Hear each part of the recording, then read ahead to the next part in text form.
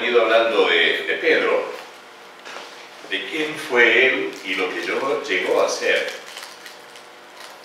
Esto me hace pensar en las características que tenemos cada uno de los cristianos, de el impacto y del crecimiento que cada uno de nosotros tiene, en el cual debemos ocuparnos, porque es responsabilidad nuestra el crecer en el conocimiento de nuestro Señor Jesucristo. Es ocupación nuestra. Ahora, ¿cómo fue impactado cada uno de nosotros? Es algo maravilloso, es muy personal, pero que fuimos impactados indudablemente, porque es un tremendo sacudón el que hace la presencia de Cristo en la vida de cada uno de nosotros. Lo cambia todo. Verdaderamente, cuando nosotros hemos sentido la revelación de Él en nuestra vida, fue tremendo. Pero vuelvo a decir que es responsabilidad nuestra el conocimiento y el crecimiento que vayamos teniendo de nuestro Señor Jesucristo. Pedro, como todos los otros discípulos, conoció a su Señor, escuchó a su Señor y creció a la voz de su Señor. Claro que tuvo actitudes que son las más conocidas, porque su vida, lo que sentía Pedro, era tan trascendente que resaltaba delante de los demás. Claro, hacemos mención nosotros a Pedro: si todos te dejan, yo no te voy a dejar. Y claro, hacemos resaltar lo que dijo Pedro, pero resulta que todos los demás dijeron: nosotros también haremos lo mismo. Pero se resalta que Pedro fue el que habló, y Pedro fue el que lo abandonó, y que Pedro fue el que lo negó, pero Pedro llegó al punto maravilloso de haber estado en la crucifixión y en la resurrección del Señor Jesucristo. Pedro es aquel que llegó al sepulcro y encontró los lienzos vacíos. No que había un revuelto de vendas desenrolladas. El cuerpo del Señor Jesucristo había salido de en medio de ellos. Y Pedro fue el que hace notorio esta expresión que Juan la translitera también, que encontró el sudario, que es con el cual le tapaban el rostro a los que habían muerto, enrollado y puesto en el lugar aparte. Ese significado es porque el obrero, el campesino que trabajaba, tenía un sudario, precisamente se llama sudario porque es donde sudaba su cabeza, y cuando terminaba la jornada, cuando terminaba el jornal, él se quitaba el sudario y lo guardaba. Eso era la maravillosa señal de que Jesús había hecho la tarea, había concluido, había terminado. Y el crecimiento de Pedro, que es el que vivió tan cerca toda la maravillosa entrega del Señor Jesucristo, hace que Él siempre nos hable. Porque ustedes fíjense en las cartas, siempre nos hable de la muerte y de la resurrección del Señor Jesucristo. Y de la tranquilidad de espíritu que tiene Él y de la seguridad que Él siente por la obra que Cristo hizo. Hemos visto a Pedro. También hemos visto que hemos hablado de los elegidos expatriados.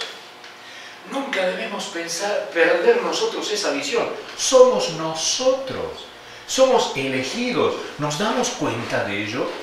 ¿Lo tenemos presente? Elegidos expatriados. No estamos en la patria celestial. Él dice que somos peregrinos. Estamos en un mundo que nos es hostil a nosotros. Pero marchamos, pues somos expatriados del reino de los cielos, estamos aquí. Y Él nos habla que somos elegidos y somos escogidos, somos seleccionados por la soberana voluntad de Dios. Cuando digo soberana, porque esa expresión es tan profunda, la soberana decisión, la soberana absoluta de Dios, la soberanía absoluta de Dios, estamos diciendo de que no hay absolutamente nada, ni decreto, ni artículo, ni pensamiento, ni ningún argumento que pueda ir en contra de ella. Dios es Dios. Es el hacedor, creador de todas las cosas. Hemos hablado también de la presciencia de Dios, que es el amor preordenante. Dios pensó y determinó por adelantado predestinar la salvación a cada uno de nosotros.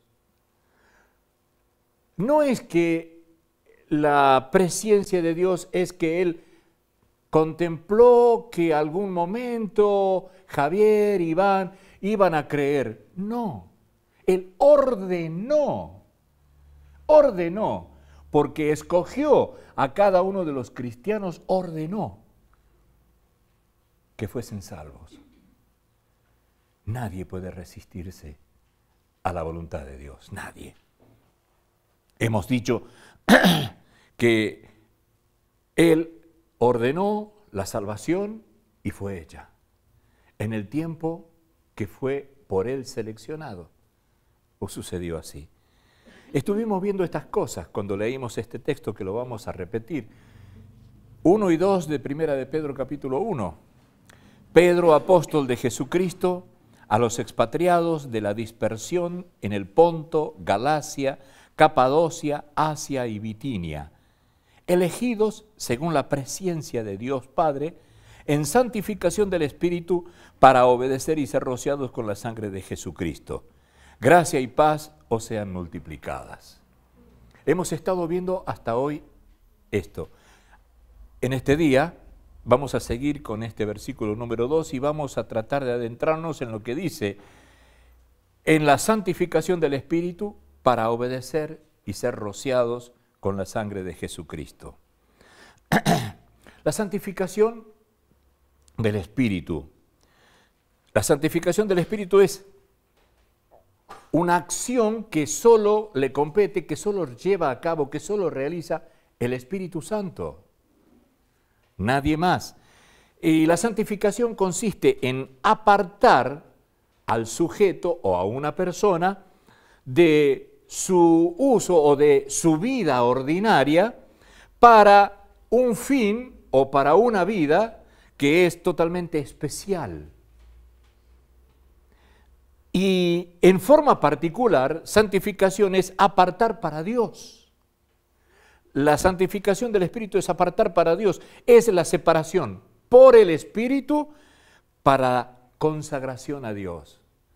Si nosotros hacemos énfasis y tratamos de ahondar en estas expresiones, vamos a darnos cuenta realmente de que tenemos una situación extraordinaria. Tenemos una situación tan especial porque fuimos apartados por el Espíritu para ser consagrados a Dios. Y cuando nosotros vemos esto de la consagración a Dios, realmente nos hace temblar. Porque nos hace mirarnos y hace que nosotros cotejemos hasta dónde verdadera y realmente nosotros nos hemos consagrado a Dios. Porque el Espíritu nos apartó de la vida ordinaria en la que estábamos y nos llevó para consagrarnos a Dios. Es eso el objetivo. Ahora, nuestra responsabilidad. ¿Cómo conducimos nuestros hechos, nuestros actos? ¿Cómo lo hacemos? Hemos sido apartados para servir a Dios, para consagrar nuestra vida a Dios. No para que lo hagamos un día domingo, que tomamos nuestra Biblia, quizás la desempolvamos y nos venimos a la iglesia. Tampoco es para que vivamos una vida cristiana o de santificación adentro y el resto del tiempo no lo tengamos. Debemos aprender. Y esto es algo que es constante en nuestra vida. Es algo que es permanente en nuestra vida. A mí me hizo temblar saber, entender de que hemos sido separados por el Espíritu para ser consagrados a Dios. Pedro escribe en esta carta a los que han sido elegidos por la obra santificadora del Espíritu. Con esto, Pedro subraya que hay diferencia entre los que son elegidos y los que no lo son. Y esto no es en desmedro de los que no lo son, porque ni nosotros ni ellos tenemos conocimiento de la voluntad de Dios. Pero sí, la obra del Espíritu Santo se lleva a cabo en aquellos que han sido elegidos. Ahora, esto también, Pedro escribe esto, que para hacernos notoria la diferencia que hay entre el Dios santo y un hombre pecador. Hay una gran diferencia. El Espíritu obra, qué hermoso esto, el Espíritu obra cuando presenta al hombre como santo y aceptable ante Dios. Es la única manera.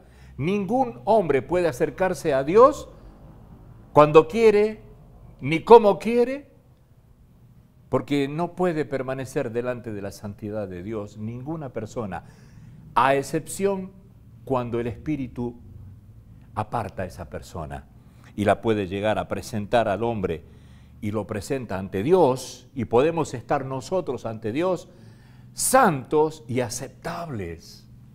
Y esto es algo que verdaderamente debe constreñir nuestro corazón, debe emocionarnos, debe hacernos sentir que somos privilegiados por la obra santificadora del Espíritu y por la voluntad de nuestro Dios.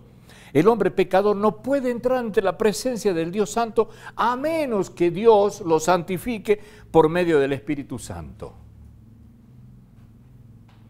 No hay forma de llegar a Dios, sino es a través del Espíritu Santo de Dios.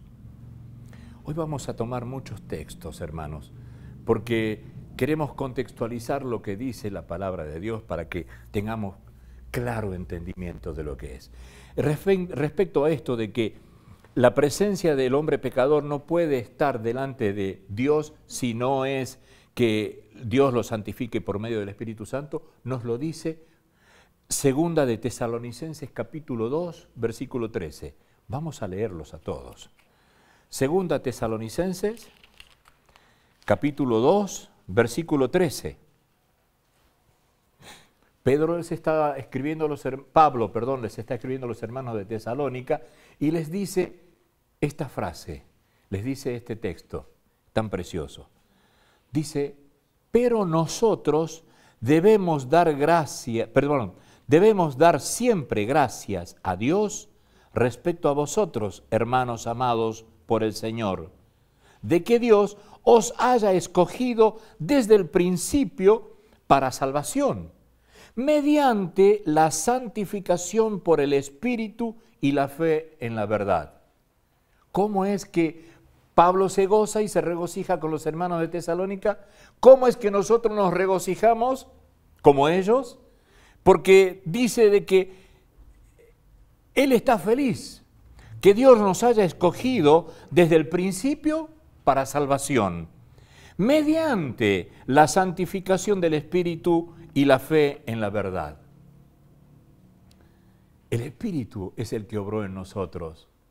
El Espíritu es el que nos sacó de nuestra vida ordinaria y nos lleva para que tengamos una vida especial. Es la que nos sacó de esa vida entregada al pecado para ir a hacer una vida consagrada a nuestro Dios. La santificación comienza al mismo tiempo que la justificación. La santificación es inmediata, es junto con la justificación. ¿Se acuerdan ese texto tan conocido, tan famoso de creyó Abraham a Dios y su fe le fue contada por justicia? Es igual, es, como dicen los chicos, al toque. Entonces, la santificación comienza al mismo tiempo que la justificación.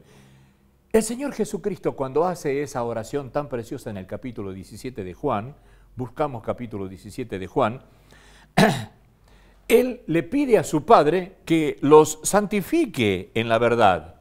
Entonces buscamos Juan capítulo 17 para que leamos lo que dice acá.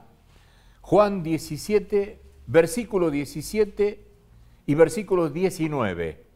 Dice el versículo 17, el Señor, hablándole, orando a su Padre Celestial, les dice, santifícalos en tu verdad. Tu palabra es verdad. Y el verso 19 dice, y por ellos yo me santifico a mí mismo, para que también ellos sean santificados en la verdad. Es menester la obra del Espíritu Santo. Y le está pidiendo el Señor Jesucristo al Padre, santifícalos en tu verdad, tu palabra es verdad. Saben de que ante esto Calvino tiene una expresión muy preciosa, muy linda, muy clara. Calvino dice, él describe la ejecución de la elección de Dios de la siguiente manera. Dice, Dios el Padre nos da la salvación por elección gratuita. Por gracia sois salvos. Dios, el Padre nos da la salvación. Nadie puede venir a mí si no le fuere dado el Padre traerlo. Dios nos da la salvación. ¿Por qué? Por una elección gratuita, por la gracia de Dios. Ahora, el Hijo de Dios la compra a esa salvación con el derramamiento de su sangre. Y el Espíritu Santo aplica el merecimiento del Hijo de Dios al alma por la palabra evangélica. Tu palabra es verdad, le dice el Señor Jesucristo al Padre. Entonces, el Espíritu es lo que los revela, lo que Dios habla, lo que Dios dice. Entonces, la confirmación al alma nuestra viene por la palabra evangélica. El Evangelio es Cristo. Él es el mensaje. Él es la palabra. En el principio era el verbo, o la palabra, y el verbo estaba con Dios, y el verbo era Dios. La Trinidad Divina.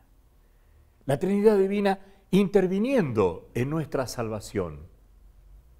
Es fuerte. Por eso dice la expresión que nadie nos apartará del amor de Dios que es en Cristo Jesús, Señor nuestro. La salvación jamás se pierde. Es fuerte. Dios nos arrancó. Siempre me gusta hablar del capítulo 51 de Isaías, el versículo 1, cuando nos dice, contemplad el hueco en la cantera de donde fuisteis arrancados. A mí me da la impresión y me hace sentir de que con tan fortaleza, con tan fuerza, Dios nos arrancó de allí porque nadie nos puede arrebatar de las manos de Él. Nadie. La obra santificadora del Espíritu es una actividad o un proceso continuo y no una acción que ya ha sido cumplida, que resulta en el estado de una perfecta santificación. No. Vuelvo a decir la frase para que la tengamos en claro. La obra santificadora del Espíritu es una actividad o un proceso continuo y no una acción ya cumplida que resulta en un estado de perfecta santidad. ¿Por qué digo esto? Porque Él siempre nos está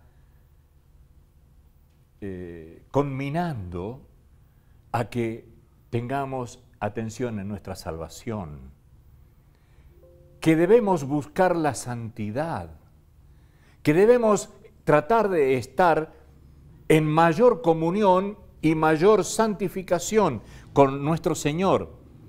El hombre, nosotros no podemos quedar pasivos mientras el Espíritu Santo actúa. No, el hombre debe estar ocupado en su salvación. En este mismo capítulo, en los versículos 15 y 16, capítulo 1 de Pedro, de primera carta de Pedro, versículos 15 y 16, Pedro nos exhorta a nosotros que somos creyentes y nos dice, como aquel que os llamó es santo, sed también vosotros santos en toda vuestra manera de vivir, porque escrito está, sed santos, porque yo soy santo. Es decir, es una actividad competente a nosotros. Y la santidad es algo que nosotros debemos siempre buscar a lograr. Claro que fuimos hechos santos cuando fuimos arrancados de aquella manera vana de vivir. Pero nuestra responsabilidad es la que nos debe hacer entender de que nosotros tenemos que buscar la santidad. Por eso Él nos dice, sed santos. ¿Cómo? ¿Si no soy santo ya? No. Nuestra vida, nuestra comunión, nuestra relación con el Señor debe hacernos entender que debemos nosotros buscar la santidad. Es bueno entender que pasamos nosotros a ser utensilios útiles en la obra de Dios. ¿Nos damos cuenta de ello? Éramos despreciados, desechados. Y nosotros fuimos arrancados de esa vida ordinaria, común, es lo que quiere decir. No que sea una vida horrenda, una vida común. Hemos sido arrancados para tener una vida especial. Y nosotros, que cada uno de nosotros, si nos pusiésemos a analizarnos, podamos asombrarnos de saber de que somos escogidos para ser utensilios útiles, vivos en el cuerpo de Cristo. Utensilios vivos y útiles en el cuerpo de Cristo. Segunda Timoteo capítulo 2, versículo 21. Segunda Timoteo capítulo 2, versículo 21. Así que, dice la Escritura, si alguno se limpia de estas cosas, será instrumento para honra, santificado, útil al Señor y dispuesto para toda buena obra. ¿De qué está hablando acá Pablo? Está hablando precisamente de un obrero aprobado, de aquel que utiliza bien las cosas, que hace lo que le compete, lo que le corresponde, el que busca la santidad, el que busca ser santo. Por eso dice de que nosotros debemos tener en cuenta, muy importante, de que somos utensilios vivos para Cristo. Entonces, cuando Pablo dice esto, que somos, si alguno se limpia de estas cosas, será instrumento para honra, santificado, útil al Señor y dispuesto para toda buena obra. La santificación es un proceso que prosigue hasta la glorificación cuando lleguemos a estar cara a cara con nuestro Señor. Es un proceso, la santificación. Por eso Pedro, cuando les escribe a ellos, les dice, elegidos según la presciencia de Dios Padre en santificación del Espíritu. Esa es la obra del Espíritu. Eso es lo que hizo Él en nosotros. Es lo que nos da a nosotros a entender de lo poderoso, lo portentoso, lo fuerte y lo maravilloso de haber sido recogidos del fango del pecado, haber sido limpiados y haber sido colocados en lugares tan especiales como que ser parte de la familia de Dios. Ahora Pedro agrega, dice, para obedecer y ser rociados. Es interesante esta expresión, porque dice que fuimos santificados en la santificación del Espíritu para obedecer. Para obedecer. Acá nos habla de un compromiso, nos habla de una responsabilidad, nos lleva a contemplar lo que verdaderamente nosotros tenemos que tener presente en todas estas cosas. La palabra obedecer en la Biblia es una traducción contextual del verbo oír. Al decir contextual, quiere decir que siempre va relacionada y siempre está unida. La palabra obedecer viene totalmente relacionada con la palabra oír. De manera que obediencia en la Biblia significa una respuesta activa a lo que uno oye en lugar de un mero escuchar pasivo. Es decir, oír la voz de Dios lleva a una respuesta activa, no una respuesta pasiva.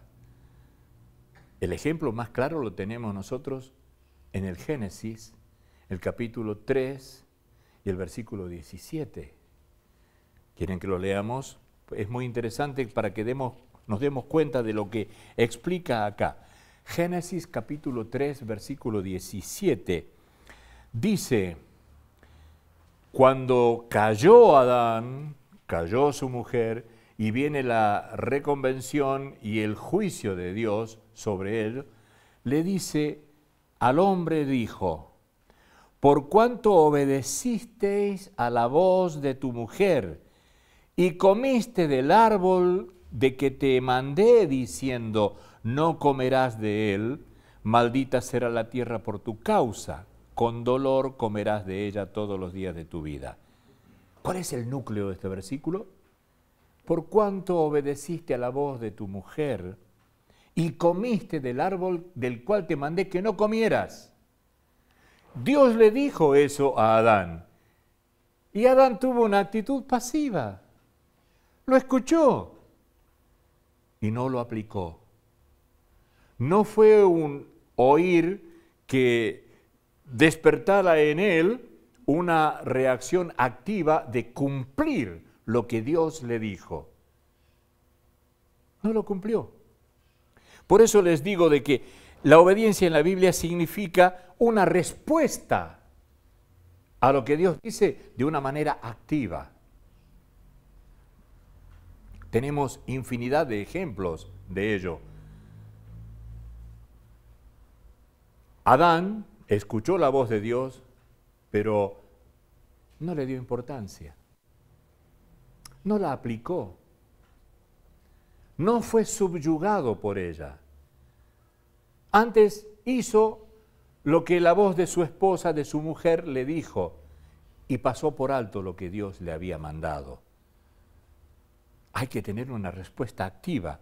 Hay otro texto muy importante en Éxodo capítulo 24, versículo 7. Éxodo capítulo 24, versículo 7.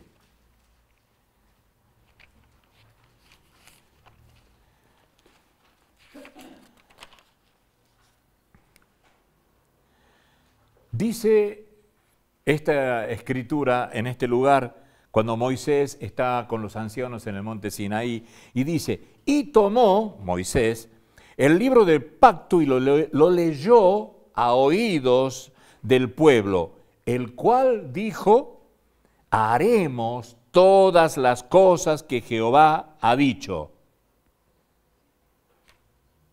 El compromiso, haremos todas las cosas que Jehová ha dicho. Es más, en el versículo 3 dice, y Moisés vino y contó al pueblo todas las palabras de Jehová y todas las leyes. Y todo el pueblo respondió a una voz y dijo, haremos todas las palabras que Jehová ha dicho. ¿Conocemos al pueblo de Israel? Escucharon la voz de Dios y dijeron, pero no es una obediencia activa, no.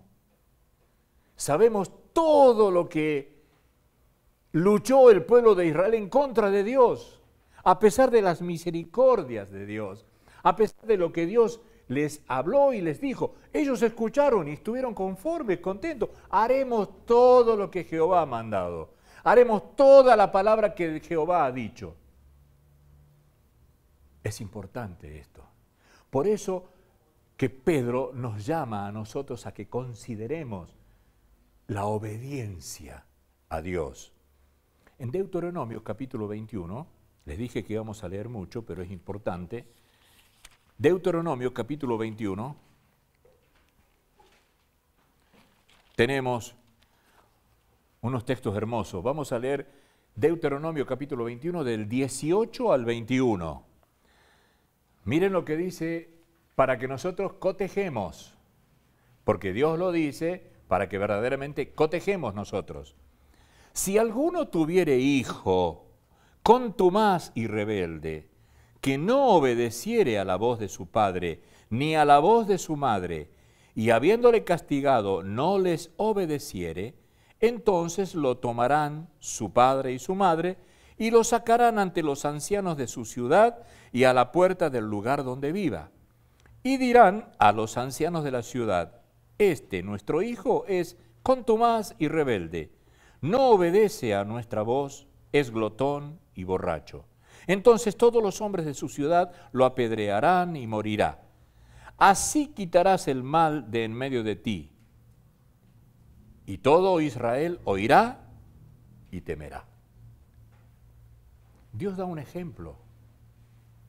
En medio de su ley, a la cual el pueblo de Israel dijo, haremos todo lo que Dios ha dicho, Dios da un ejemplo profundo. Él habla de un hijo contumaz y rebelde. ¿Por qué? Porque no obedece a sus padres.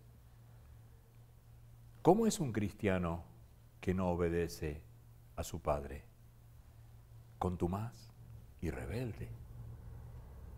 Contumaz y rebelde. Pedro nos llama a la obediencia a Dios. Nos llama para obedecer. Fuimos sacados para obedecer, no para que vivamos como nosotros queramos. Es para obedecer a Dios. Oír y obedecer son iguales. Aquel que oye debe obedecer. No hay otra reacción posible para que tengamos una comunión profunda con nuestro Dios y una vida de triunfo para vivir victoriosamente. Debemos oír y obedecer. Escuchar la voz de Dios significa obedecer en su palabra, obedecer a su palabra. Oír la voz de Dios significa obedecer a su palabra. En Jeremías, que es un libro que también vamos a leer en un capítulo 3, vayan buscándolo. En Jeremías, Dios dice que la rebelión de Israel significa que ellos no oyeron su voz. Es interesante esto. Jeremías capítulo 3.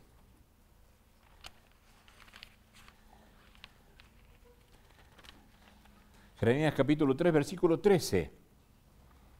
Porque una cosa es oír y otra cosa es escuchar.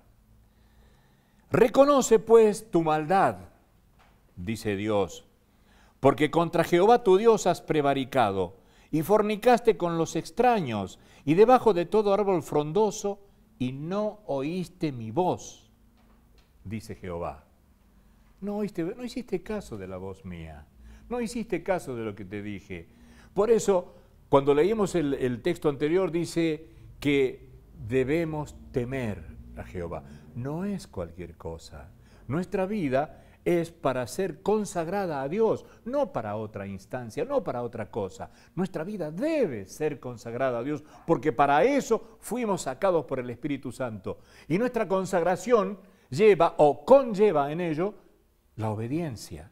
Totalmente la obediencia. La verdad, uno no podrá oír la palabra de Dios si no actúa en base de ella. No podemos decir, yo escucho a vos, y no actuamos. Es que no estamos oyendo a Dios. No podemos decir que oímos a Dios y actuar en contra de lo que Él nos dice. Para decir sí, oímos a Dios, debemos actuar en base a lo que Él nos dice. Como consecuencia de ello, oír obedeciendo significa creer. Eso es. Oír obedeciendo significa creer. Y de esta forma, obedecer se relaciona en forma íntima con oír y con creer. ¿Cuál es el resultante de nuestra vida? es que hemos creído. Vuelvo a decir lo que siempre he expresado. Una cosa es creer en Dios y otra cosa es creer a Dios. Cuando alguien ha oído realmente el mandamiento o la promesa de Dios, cree que es cierto. Por lo tanto, está bajo la obligación de obedecer sus condiciones. Hemos escuchado los mandamientos de Dios, sabemos cuáles son. No tan solo los 10, sino todas las cosas que los apóstoles nos dejaron escritas para que nosotros creyésemos y confiásemos y creciéramos en el conocimiento de nuestro Dios. No tan solo eso, sino de que debemos obedecer a las condiciones que Dios nos pone y no a las que nosotros queremos. La salvación verdadera produce obediencia. Y esto es algo importante. Muchas iglesias están llenas con muchos hombres y mujeres que no vemos nosotros fruto. Y no somos jueces, sino que es interesante de que apelemos nosotros a lo que Dios nos manda en cuanto a exhortarnos los unos a los otros para decirles: ¿estás seguro de que Cristo está en tu corazón? ¿Estás seguro de que Cristo ha hecho la obra de salvación en tu vida? ¿Estás seguro de que el Espíritu Santo te arrancó para tener una vida consagrada a Dios? La salvación verdadera produce obediencia a Dios. Efesios capítulo 2. Efesios capítulo 2. Versículo 10, Pablo nos dice: porque somos hechura suya, creados en Cristo Jesús para buenas obras, las cuales Dios preparó de antemano para que anduviésemos en ellas. La salvación produce obediencia. Somos hechura suya, hechura de Dios, creados en Cristo Jesús, para buenas obras, no para malas, para buenas obras, las cuales Dios preparó de antemano para que anduviésemos en ellas.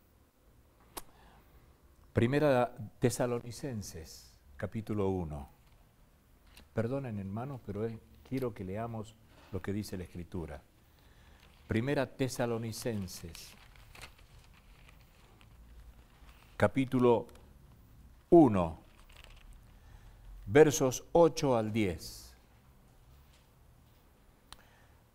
Porque partiendo de vosotros ha sido divulgada la palabra del Señor, no solo en Macedonia y Acaya, sino que también en todo lugar vuestra fe en Dios se ha extendido, de modo que nosotros no tenemos necesidad de hablar nada, porque ellos mismos cuentan de nosotros la manera en que nos recibisteis y cómo os convertisteis de los ídolos a Dios para servir al Dios vivo y verdadero y esperar de los cielos a su Hijo, al cual resucitó de los muertos, a Jesús, quien nos libra de la ira venidera.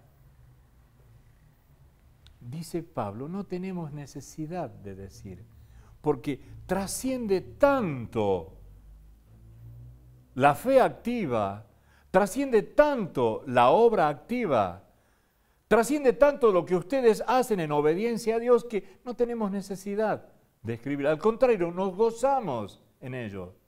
Ha trascendido de cómo andan ustedes. La salvación verdadera produce obediencia a Cristo, como lo hemos visto. Primera Pedro capítulo 1, versículo 22.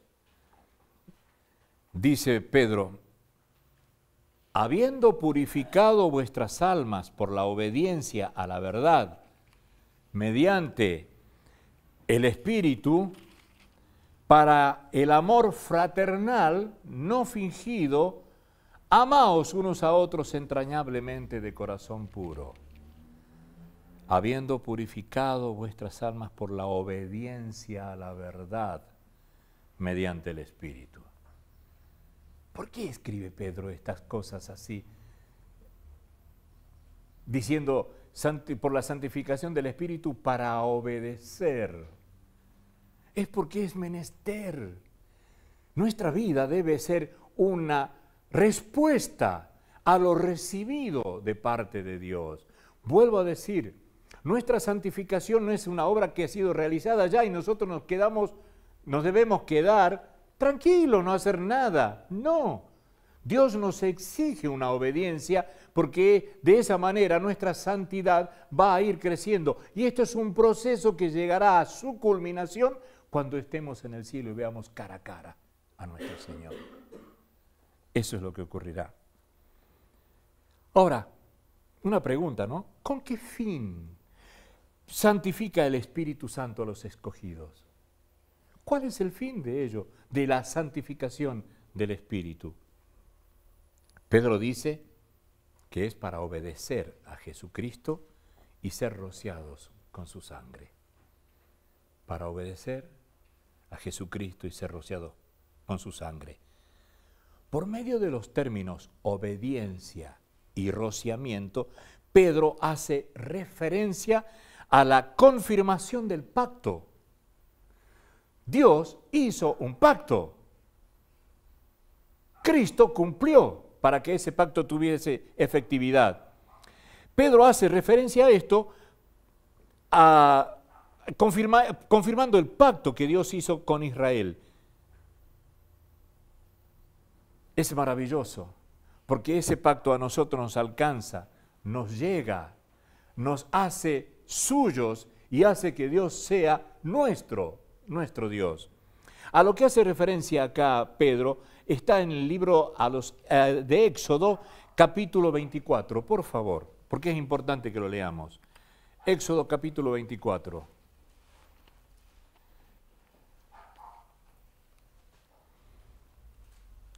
Versículos 3 al 8.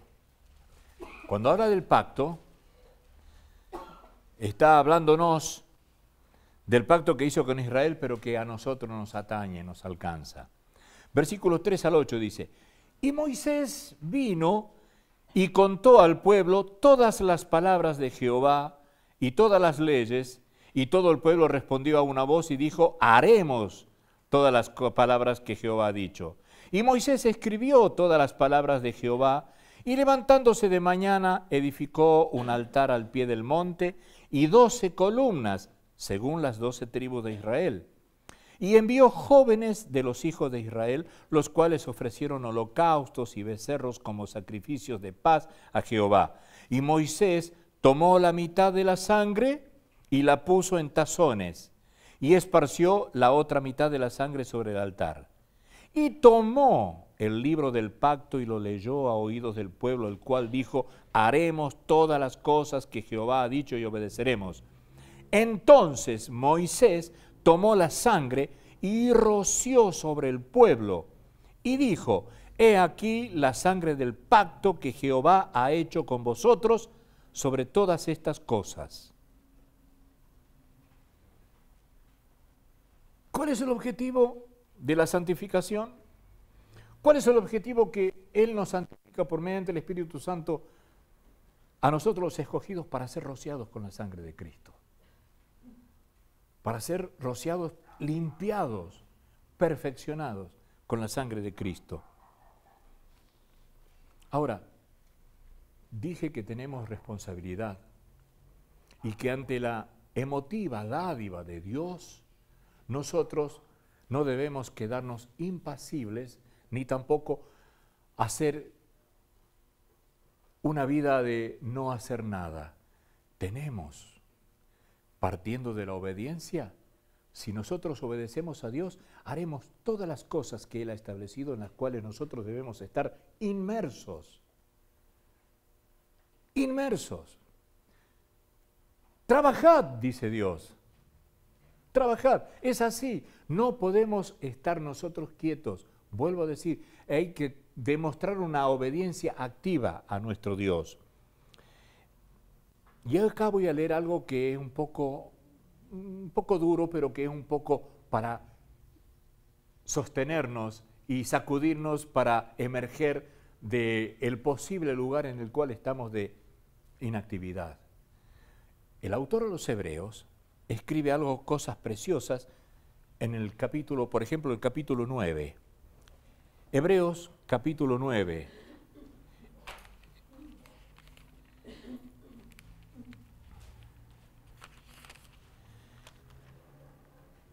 Hebreos, capítulo 9, desde el verso 18 al 20. Dice, de donde ni aun el primer pacto fue instituido sin sangre, porque habiendo anunciado Moisés todos los mandamientos de la ley a todo el pueblo, tomó la sangre de los becerros y de los machos cabríos con agua, lana, escarlata e hisopo, y roció el mismo libro, y también a todo el pueblo. Lo acabamos de leer. Diciendo, esta es la sangre del pacto que Dios os ha mandado. Y además de esto, roció también con la sangre el tabernáculo y todos los vasos del ministerio. Pero el versículo importante que nos atañe en este momento es este, el 20. Esta es la sangre del pacto que Dios os ha mandado. Y además agrega, en el versículo 23 en adelante, fue pues necesario que las figuras de las cosas celestiales fuesen purificadas así. Pero las cosas celestiales mismas son con mejores sacrificios que esto, porque no entró Cristo en el santuario hecho de mano, figura del verdadero, sino en el cielo mismo, para presentarse ahora por nosotros ante Dios, y no para ofrecer muchas veces como entra el sumo sacerdote en el lugar santísimo cada año con sangre ajena. De otra manera, le hubiera sido necesario padecer muchas veces desde el principio del mundo. Pero ahora, en la consumación de los siglos, se presentó una vez para siempre por el sacrificio de sí mismo para quitar de en medio el pecado. Y de la manera que está establecido para los hombres que mueran una sola vez y después de esto el juicio, así también Cristo fue ofrecido una sola vez para llevar los pecados de muchos y aparecerá por segunda vez sin relación con el pecado para salvar a los que le esperan. ¿Cómo nos sitúa a nosotros en una vida de compromiso, en una vida de confianza, en una vida de fe, en una vida de descanso en Él? Él lo hizo todo. Él lo hizo todo. Y nosotros debemos confiar en Él y debemos actuar en la medida de la que Él nos indica que debemos hacerlo.